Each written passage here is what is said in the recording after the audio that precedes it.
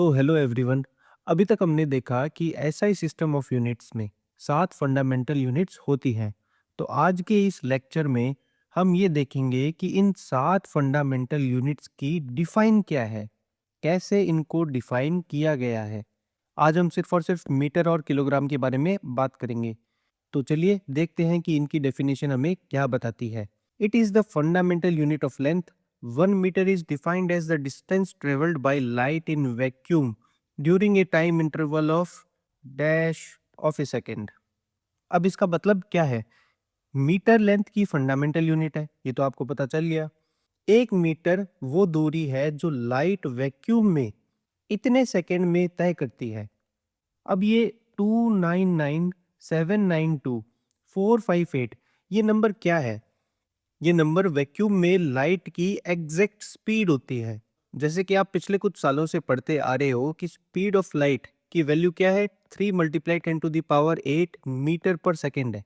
इसकी जो फिक्स्ड और एग्जैक्ट वैल्यू साइंटिस्ट ने डिसाइड की है वो ये है। ये एक अप्रोक्सीमेट वैल्यू है। तो इसका मतलब ये हुआ कि लेंथ को मेजर करने के लिए हमने लाइट की स्पीड को स्टैंडर्ड बनाया है। यानी लाइट जितनी दूरी इतने छोटे समय में तय करती है वही 1 मीटर कहलाती है।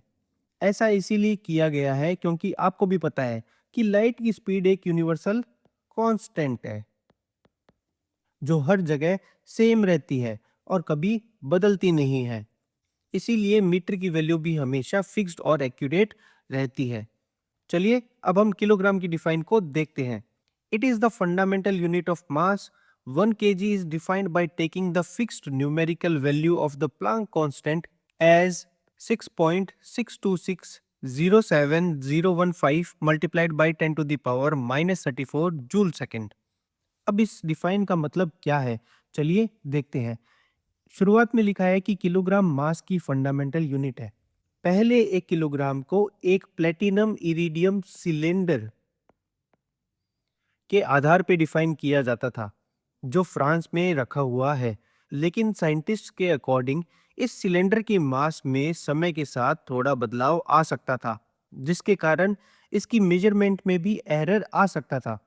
इसीलिए अब किलोग्राम को प्लांक कांस्टेंट की fixed value 6.62607015 multiplied by 10⁻⁻34 joule second के आधार पे डिफाइन किया गया है।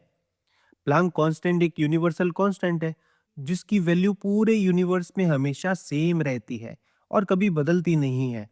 इसका मतलब यह है कि मास को अब किसी फिजिकल ऑब्जेक्ट से नहीं बल्कि एक फिक्स्ड साइंटिफिक कांस्टेंट से जोड़ दिया गया है ताकि किलोग्राम की वैल्यू हमेशा स्टेबल, एक्यूरेट और रिलायबल बनी रहे। तो ये थी आज की 2 डेफिनेशंस। आज की वीडियो में बस इतना ही। कल की वीडियो में हम बात करेंगे सेकेंड और एम्पियर की डेफिनेशन के बारे में। तो आपको ये वीडियो कैसा लगा कमेंट बॉक्स में बताना मत भूलना। मिलते हैं अगली वीडियो में।